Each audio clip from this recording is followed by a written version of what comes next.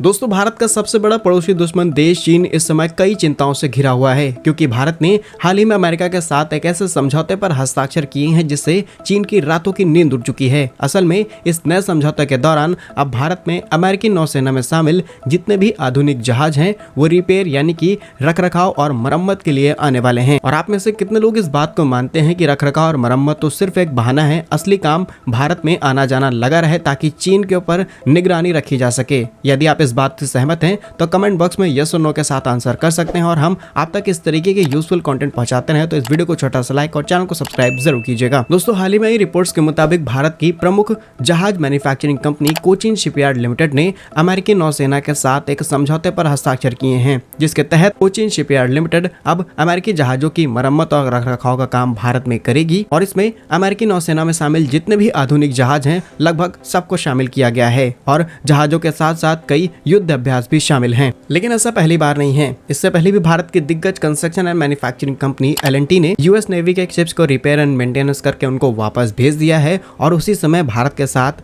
5 साल का master shipyard repair agreement भी साइन किया गया था, जिसमें अमेरिकी राष्ट्रपति जो बाइडेन, प्रधानमंत्री मोदी एक master ship repair agreement sign करते हैं with the US Navy, Mazagon distributor और एल&टी जैसी कंपनीज के साथ, ताकि भारत को शिप रिपेयर एंड मेंटेनेंस का हब बनाया जा सके। और इस मामले में वाकई भारत ने रिकॉर्ड तोड़े हैं, क्योंकि भारत के इतिहास में पहली बार ब्रिटेन रॉयल नेवीज के 2 बड़े शिप भारत आए रिपेयर एंड मेंटेनेंस के लिए, जिनकी रिपेयर एंड मेंटेनेंस एल&टी की तरफ से की जाएगी। तो भारत ने अपने इस प्रोजेक्ट पर बहुत सही तरीके से काम करना शुरू कर दिया है। अगर बात की जाए कोचिन शिपयार्ड लिमिटेड की, तो यह भारत की प्रमुख कंपनी है जिसने भारत को कई बड़े प्रोजेक्ट सौंपे हैं। 1972 में स्थापित की गई इस कंपनी की मदद से भारत को पहला स्वदेशी आईएनएस विक्रांत मिला, स्वदेशी स्वचालित तट रक्षक मिले, ऑफशोर प्लेटफॉर्म वाले जहाज मिले और अंतर्राष्ट्रीय जहाजों के साथ कई ऐसे कॉन्ट्रैक्ट साइन किए गए जिनकी मदद से उनके लिए हम प्रोजेक्ट यहाँ तैयार कर सकते हैं। साथ ही साथ लोकल लेवल पर भी हम चीजों को तैयार कर सकते हैं। ये भारत के लिए बड़ी उपलब्धि है, जहाँ पर एल&टी, मैजागॉन और कोचिन जैसी बड़ी बड़ी कंपनीज, बड़ी बड़ी ऑर्गेनाइजेशंस मिलकर के इस काम को एग्जीक्यूट कर रही हैं और भारत का नाम दुनिया भर में रोशन किया जा रहा है। भारत ने वाकई रिकॉर्ड तोड़े हैं कि इतिहास में पहली बार